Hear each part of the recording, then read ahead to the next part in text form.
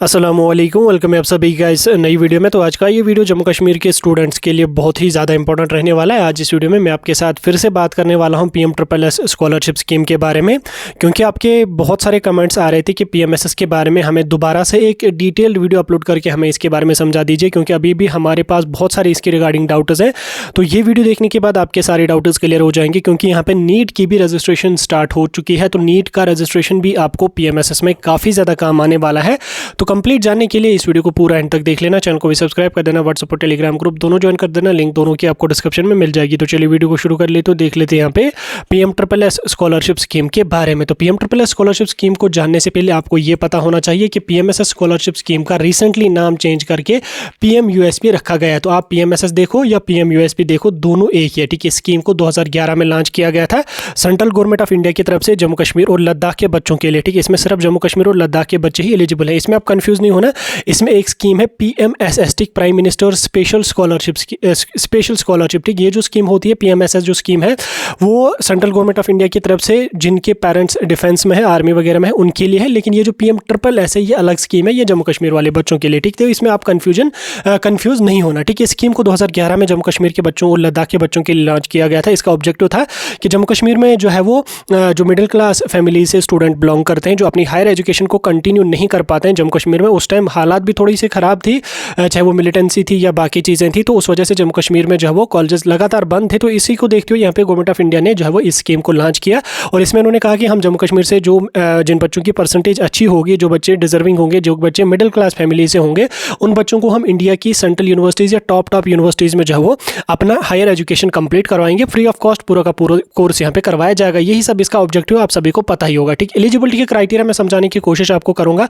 Eligibility के criteria में सबसे पहले कैंडिडेट जो है वो यूटी जम्मू कश्मीर का रेजिडेंट होना चाहिए, ठीक। यूटी जम्मू कश्मीर का रेजिडेंट होना चाहिए। देन उसके बाद यहाँ पे क्वालिफिकेशन उसकी जो है वो 10+2 पास होना चाहिए, चाहे फिर JK बोर्ड से उसने किया हो, चाहे वो CBSE से उसने किया हो, उसका जस्ट पास होना चाहिए, ठीक। और उसके अलावा यहाँ पे जो स्कूल है वो लोकेटेड होना चाहिए union territory of Jammu Kashmir में, ठीक। यानी कि अगर कोई कैंडिडेट जम्मू कश्मीर से है लेकिन उसने अपना 12th बाहर किसी स्टेट या किसी यूनियन टेरिटरी से अपने 12th किया है, तो वो इस स्कीम के लिए एलिजिबल नहीं है, ठीक। एक तो आपका 12th पास होना चाहिए, दूसरा यहाँ पे कैंडिडेट यूटी जम्मू कश्मीर का रेजिडेंट होना चाहिए, और साथ में यहाँ पे स्कूल भी जम्मू कश्मीर में ही लोकेटेड होना चाहिए। उसके अलावा जिन बच्चों ने जो है वो पॉलीटेक्निक का डिप्लोमा किया है, ठीक, 10th के बाद उन्होंने 2 साल 3 साल का जो पॉलीटेक्निक का डिप्लोमा होता है, वैसे 3 साल का पॉलीटेक्निक का डिप्लोमा होता है, वो किया है, तो वो कैंडिडेट भी इसके लिए एलिजिबल है। उनके लिए अलग से यहाँ पे लेटरल एंट्री का कोटा होता है, जो इंजीनियरिंग कोर्सेज के लिए वो जा सकते हैं, ठीक। अगर आपने 10th पास करके 3 साल का पॉलीटेक्निक का डिप्लोमा यहाँ पे किया है, तो आप लेटरल एंट्री करके उसको अगर ग्रेजुएशन में शिफ्ट करना चाहते हैं, तो आप लेटरल एंट्री करके डायरेक्टली BTech सेकेंड ईयर में एडमिशन लेके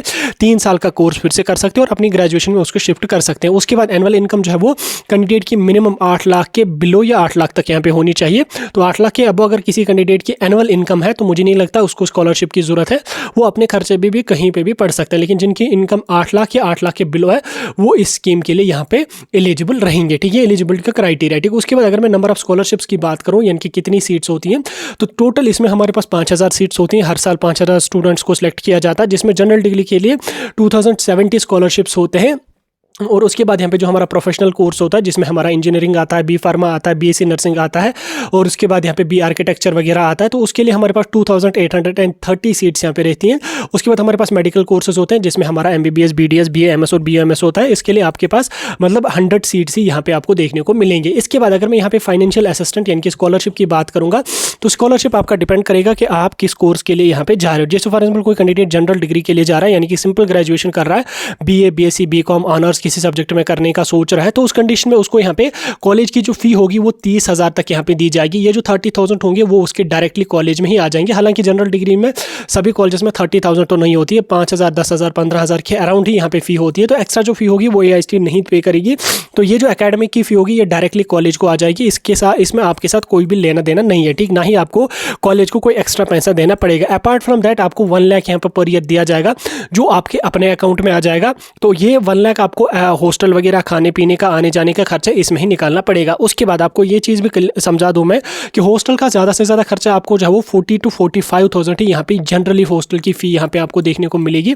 हाँ, कुछ प्राइवेट कॉलेजेस हैं जिनमें फ़ी थोड़ी सी ज़्यादा होगी, मे बी 50,000 के अराउंड भी होगी, लेकिन उसमें उसी हिसाब से आपको फैसिलिटी देखने को मिलेंगी। लेकिन कुछ कॉलेजेस ऐसे हैं, जैसे आपको जो है वो बेंगलोर में कुछ कॉलेजेस देखने को मिलेंगे, बीटेक इंजीनियरिंग के कॉलेजेस, जो बड़े बड़े प्राइवेट कॉलेजेस हैं, उनमें आपको हॉस्टल की फ़ी भी थोड़ी सी ज़्यादा देखने को मिलेगी। लेकिन हॉस्टल की फ़ी अगर ज़्यादा है तो वो दूसरे साइड से उसमें आपको बेनिफिट्स भी बहुत ज़्यादा देते हैं, यानी कि वो प्रीमियम लेवल के आपको जो है वो वहाँ पे बेनिफिट्स देते हैं, प्रीमियम लेवल की फैसिलिटी आपको वहाँ पे देखने को मिलेगी। ठीक, तो वो सब आप बाकी यूजुअली आपको 40,000 के अराउंड ही यहाँ पे आपको हॉस्टल की फ़ी पे करनी पड़ेगी। बाकी जो 60,000 या 65,000 जो भी बचेगा आपको, उसमें आपको आने जाने का खर्चा, बुक्स वगैरह का खर्चा निकालना पड़ेगा। ओवरऑल अगर आप अच्छी तरह से खर्च कर लोगे तो आपका पूरा का पूरा कोर्स इसी में यहाँ पे निकल जाएगा। ठीक, थोड़ा सा अगर ईयरली 10,000 15,000 घर से भी लगेंगे तो वो तो नॉर्मल बात है, लेकिन अगर आप नॉर्मल करके चलोगे तो हो जाएगा इसमें एडजस्ट। ठीक, हाँ, अब अगर आप पार्टी वगैरह कर लोगे, ये कर लोगे, वो कर लोगे, फिर तो घर से और ज़्यादा आपका अमाउंट लगेगा। देन उसके बाद प्रोफेशनल कोर्सेज की अगर मैं बात करूँ तो इसमें यहाँ पे अप टू 1.25 लाख यानी कि 1,25,000 तक आपको जो कॉलेज की फ़ी होगी वो कॉलेज को दी जाएगी। हालांकि प्रोफेशनल में इतनी ही फ़ी होती है, इसकी ज़्यादा नहीं होती, यूजुअली 60 to 70,000 इसमें जनरली फ़ी होती है, लेकिन कुछ कॉलेजेस में ज़्यादा देखने को मिलेंगे। अपार्ट फ्रॉम दैट सेम आपको 1 लाख दिया जाएगा, जिसमें हॉस्टल वगैरह का होगा। उसके बाद मेडिकल कोर्सेज की अगर मैं बात करूँ, इसमें आपको कॉलेज की फ़ी 3 लाख तक की यहाँ पे दी जाएगी और 1 लाख आपको वो अपने अकाउंट में यहाँ पे आ जाएगा। ये जो 1 लाख आपको दिया जाएगा, ये सभी कोर्सेज में दिया जाएगा और ये आपके ईयर वाइज, ठीक, ईयर वाइज आपको ये दिया जाएगा और ये आपको हर साल यहाँ पे दिया जाएगा। ठीक, उसके बाद हम आगे चल के और भी कुछ चीज़ों को देखने की कोशिश करेंगे। जो आपकी मेंटेनेंस अलाउंस होंगी, यानी कि जो आपका 1 लाख होगा, उसमें आपको हॉस्टल, मेस चार्जेस वगैरह, जो बुक्स वगैरह का खर्चा होगा, वो सारा कुछ आप में इसी में इंक्लूडेड करना और इसी में आपको निकालना पड़ेगा। ठीक, ये आपको समझ आ गया। ये आपका ईयर के हिसाब से मैं बता रहा हूँ, फिर आपका कोर्स जितने साल का होगा उतने ही हिसाब से आपका यहाँ पे चलेगा। ठीक, अभी मैं एग्जाम्स के बारे में बात करूँगा, लेकिन उससे पहले एप्लीकेशन के प्रोसेस को समझने की कोशिश करेंगे। एप्लीकेशन का प्रोसेस आपका ये पूरा का पूरा प्रोसेस फ्री ऑफ कॉस्ट होता है। ठीक, इसमें आपको कहीं पे भी पैसा लगता नहीं है, तो इसलिए आप इस चांस को मिस नहीं करना। इसमें सबसे पहले आपको क्या काम करनी पड़ेगी, आपको पीएमएसएस के पोर्टल पे रजिस्ट्रेशन करनी पड़ेगी। अभी डेट्स के बारे में भी बात करूंगा। रजिस्ट्रेशन फिल करने के बाद आपको डॉक्यूमेंट्स अपने अपलोड करने पड़ेंगे। डॉक्यूमेंट्स अपलोड करने के बाद आपको उन डॉक्यूमेंट्स को वेरीफाई करना पड़ेगा नियरेस्ट डिग्री कॉलेज से। उसके बाद आपकी चॉइस फिलिंग और काउंसलिंग का सेशन यहाँ पे स्टार्ट हो जाएगा। पूरा ऑनलाइन होता है, चाहे चॉइस फिलिंग होगी, काउंसलिंग में आपकी सिलेक्शन लिस्ट आ जाएगी, मेरिट लिस्ट आ जाएगी, कॉलेज कन्फर्म आप वगैरह कर लोगे। ठीक, उसके बाद आपका एडमिशन यहाँ पे चलेगा। ठीक, यहाँ तक आपको समझ आ गया। अब मैं यहाँ पे आपको थोड़ा सा जो है वो एग्जाम्स के बारे में समझाने की कोशिश करूंगा, क्योंकि जिस पे मुझे टॉप वीडियो बनाना था वो एग्जाम्स के बारे में ही मुझे आपको थोड़ा सा क्लियर करना था। पहले मैं इस चीज़ को यहाँ पे रब कर लेता हूँ, क्योंकि यहाँ पे कोर्सेज मुझे विजिबल होने चाहिए। ठीक, देखो, एग्जाम जो है वो आपको सभी कोर्सेज के लिए देना नहीं है। ठीक ठीक, किस किस कोर्स के लिए देना, देखो, पहले अगर आप कोई कैंडिडेट जनरल डिग्री के लिए जा रहा है, यानी कि वो सिंपल बीए, बीएससी, बीकॉम या ऑनर्स किसी सब्जेक्ट में करने वाला है या करने का सोच रहा है, तो उस कंडीशन में उसको सीयूईटी का एग्जाम देना पड़ेगा। यानी कि सीयूईटी के जो फॉर्म अभी एनटीए कुछ दिन के बाद यहाँ पर रिलीज करेगी, यानी कि फरवरी के एंड तक यहाँ पे आ जाएंगे, तो आपको सीयूईटी का फॉर्म भरना पड़ेगा। सीयूईटी का फॉर्म भरने के बाद आपको सीयूईटी का एग्जाम क्वालिफाई ही करना है, बस सिलेक्शन आपको 12th के मार्क्स के बेस पे होगी। इसमें अगर आपको दिल्ली यूनिवर्सिटी या सेंट्रल यूनिवर्सिटी कोई भी है जिसमें जाना है, तो आपको सीयूईटी का एग्जाम देना कंपलसरी है जनरल कोर्सेज के लिए। अपार्ट फ्रॉम दैट, अगर आपको कोई कैंडिडेट ऐसा है जिसको प्रोफेशनल कोर्सेज में जाना है, यानी कि उसको बी फार्मा करना है, बीएससी नर्सिंग करना है, बी टेक करना है, बी आर्किटेक्चर वगैरह करना है, तो उसमें सभी कोर्सेज में एग्जाम नहीं लगेगा। जैसे फॉर एग्जाम्पल कोई कैंडिडेट है जिसको बी टेक करना है, तो उसको 12th के मार्क्स के बेस पे सिलेक्शन हो जाएगी, उसको जेडब्ल्यू देने की कोई भी जरूरत यहाँ पे नहीं पड़ेगी। इसके बाद कोई कैंडिडेट है जिसको बी फार्मा में जाना है, तो बी फार्मा में जाने के लिए आप लोगों को कोई भी एग्जाम लगेगा नहीं, आपको 12th के मार्क्स के बेस पे ही यहाँ पे सिलेक्शन हो जाएगी। उसके अलावा कोई कैंडिडेट ऐसा है जिसको बीएससी नर्सिंग करना है, तो बीएससी नर्सिंग करने के लिए आपको नीट का एग्जाम या बोपी का एग्जाम देना कंपलसरी है। ठीक, बोपी का एग्जाम देना या नीट का एग्जाम देना कंपलसरी है।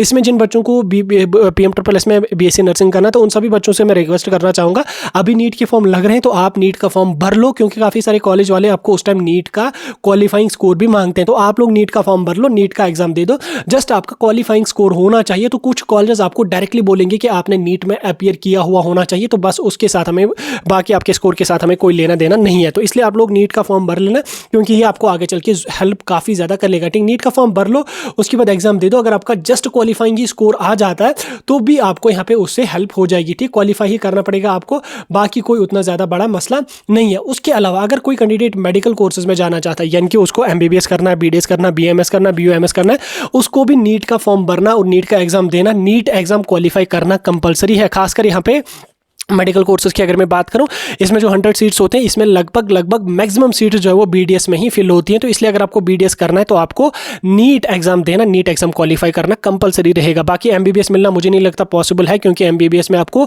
अपना खर्चा बहुत ज़्यादा होगा, बहुत ज़्यादा यहाँ पे लगेगा, क्योंकि 3 लाख अगर यहाँ से देगी आपको एआईएसटी, लेकिन एक्स्ट्रा आपको खुद से भी काफ़ी पे करना पड़ेगा। लेकिन बीडीएस आपको इसी में इंक्लूडेड यहाँ पे हो जाएगा। बाकी अगर एक्स्ट्रा फी पे अफोर्ड कर सकते हो तो आप किसी कॉलेज में बात करके जा सकते हो, लेकिन अगर आपको जाना है तो आपको नीट का एग्जाम देना कंपलसरी यहाँ पे रहेगा। तो आप नर्सिंग के लिए और मेडिकल कोर्सेज के लिए नीट का फॉर्म भर के रख लेना।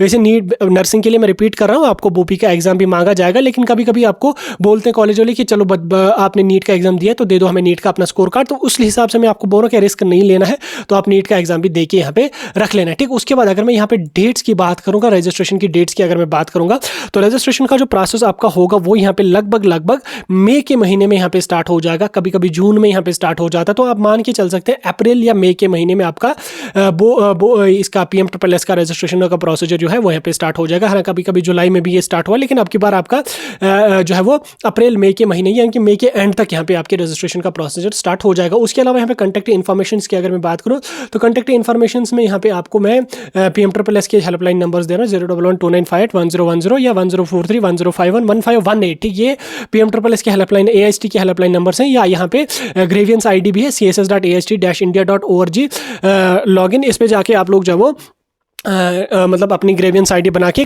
उनके साथ बात भी कर सकते हैं, या हेल्पलाइन नंबर मैंने यहाँ पे दिया है तो आप इनके साथ बात भी यहाँ पे कर सकते हैं। ठीक, बाकी मैंने PMSSS के बारे में आपको सारी इन्फॉर्मेशन मेरे ख्याल से दे दी। अगर कोई इन्फॉर्मेशन मिस हुई होगी तो आप मुझे कमेंट्स में बता सकते हैं।